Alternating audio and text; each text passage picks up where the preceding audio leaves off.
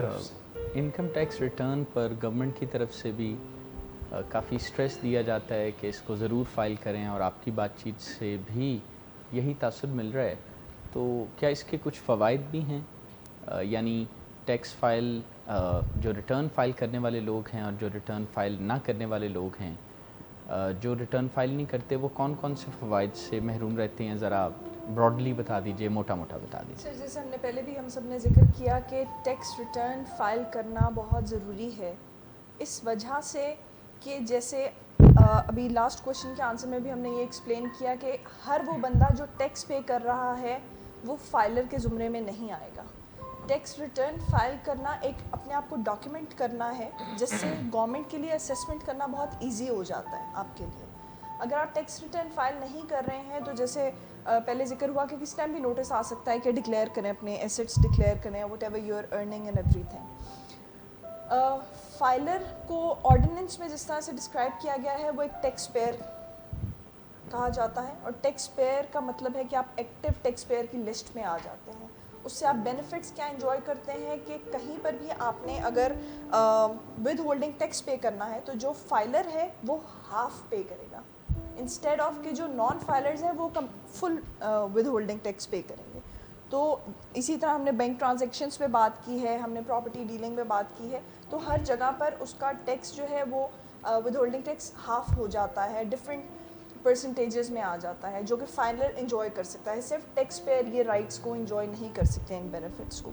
تو اسی لیے ٹیکس ریٹرن کرنا اسی لیے ضروری ہے تاکہ آپ یہ رائٹس انجوائے کر سکیں، اور جو ٹیکس آپ پے کر رہے ہیں ان کو آپ ایک ڈاکیومنٹ کی شکل میں لا کر ان سے فائدہ اٹھا سکیں. یعنی فائلرز اور نان فائلرز کے درمیان جو بینیفٹس کی ہے ایلوکیشن، اس میں بھی فرق ہے، اور پینل کانسیکوینسز اس کے علاوہ ہیں نان فائلرز کے لیے؟ جی بالکل.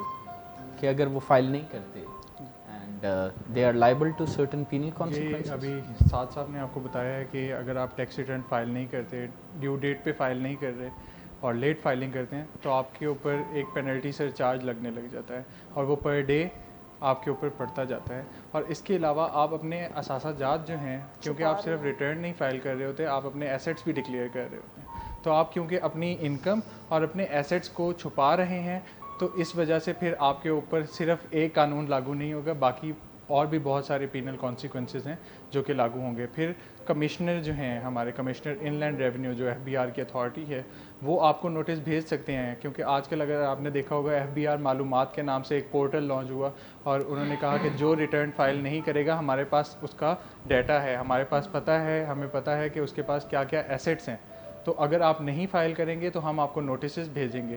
اس سے کیا ہوا کہ پچھلے ہی دنوں کی بات ہے کہ بہت زیادہ ٹیکس ریٹرنز فائل ہوئیں. انفیکٹ ابھی بلیک صاحب نے بھی بتایا تھا، جیسے پہلے گورنمنٹ آفیسرز جو ہیں وہ ریٹرن فائل نہیں کرتے تھے، حالانکہ ان کی ٹیکسیبل اماؤنٹ ہوتی تھی، ٹیکسیبل انکم ہوتی تھی، اور وہ ریٹرن فائل نہیں کر رہے ہوتے تھے.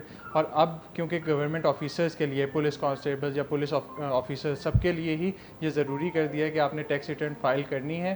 تو تبھی ہمارے جو ریٹرن فائلرز جو ہیں ان کی تعداد پاکستان کے اندر بڑھ چکی ہے.